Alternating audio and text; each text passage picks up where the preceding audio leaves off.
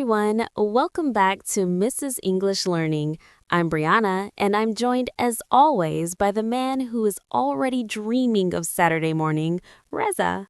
How are you, Reza? You caught me, Brianna. I was just sitting here thinking about my pajamas and a large cup of coffee.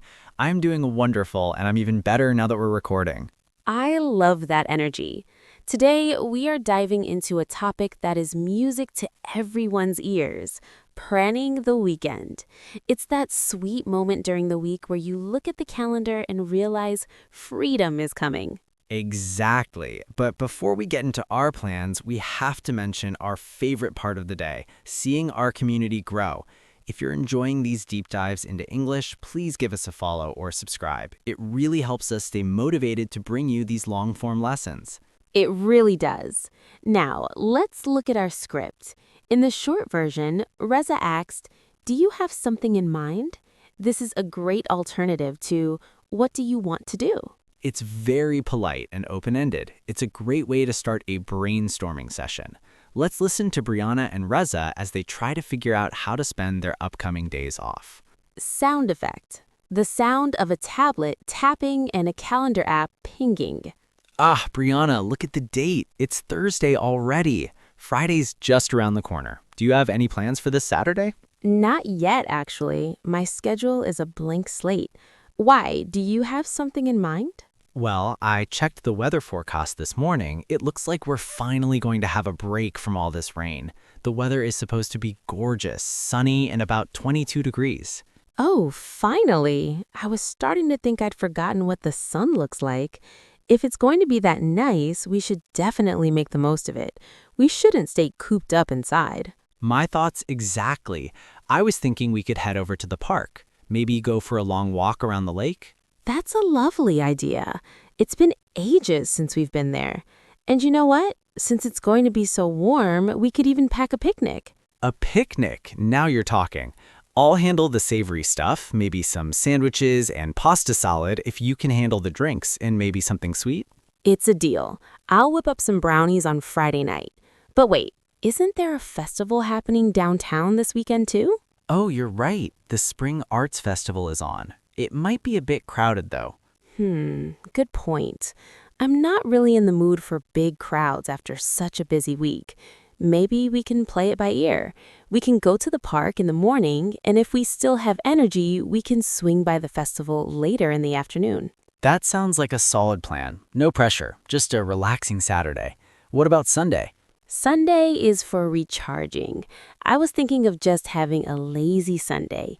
Maybe some light reading, a bit of gardening if the weather holds, and getting ready for the week ahead. Sounds perfect. Let's lock it in. Okay, let's break down that conversation. There was some really high-level vocabulary in there. Reza, let's start with blank slate. A blank slate is like an old-fashioned chalkboard. If your schedule is a blank slate, it means it is completely empty. You have no appointments, no chores, and no commitments. It's the best feeling in the world. I also said we should make the most of it. This is a very common idiom. It means to take full advantage of a good situation because it might not last. For example, if it's sunny for one day in a rainy week, you make the most of the sun. And because we didn't want to stay inside, you said we shouldn't stay cooped up.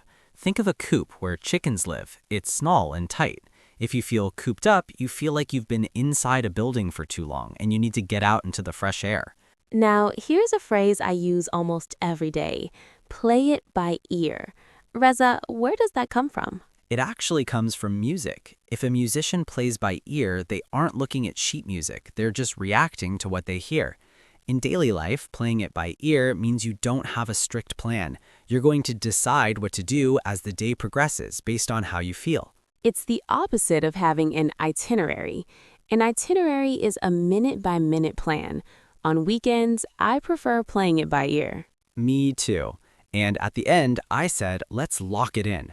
This is a casual way of saying, let's confirm this plan. It means the decision is final and we are going to do it. We also mentioned a lazy Sunday. In many English-speaking cultures, Sunday is seen as a day to recharge your batteries. This means to rest so that you have energy for the coming work week. People often talk about Sunday fun day or Sunday reset. A Sunday reset is when you clean your house and prepare your clothes for Monday so you feel organized. Exactly.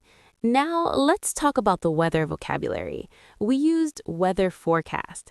That's the official report that tells you if it's going to rain or be sunny. And if the weather is gorgeous, it's not just good, it's beautiful, perfect, and wonderful. Before we move on, I want to talk about how to invite someone to do something.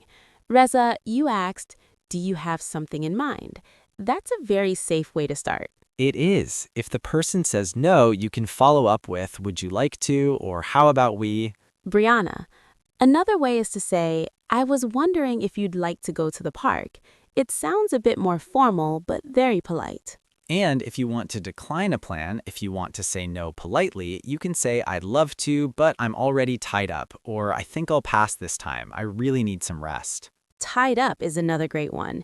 It just means you're busy with something else. Exactly. Well, Brianna, I'm glad we locked in our picnic plan. I'm actually looking forward to those brownies already. I better make a double batch then. Before we go to our next segment, a quick reminder to our wonderful audience, please follow or subscribe to Mrs. English Learning. We put a lot of work into these scripts to make sure they are useful for you, and your support means the world to us. It really does. We have 6 more scripts in this series, covering everything from doctor's visits to finding lost keys. You won't want to miss them. All right, let's go get that picnic blanket ready. See you in the next episode. Bye, everyone.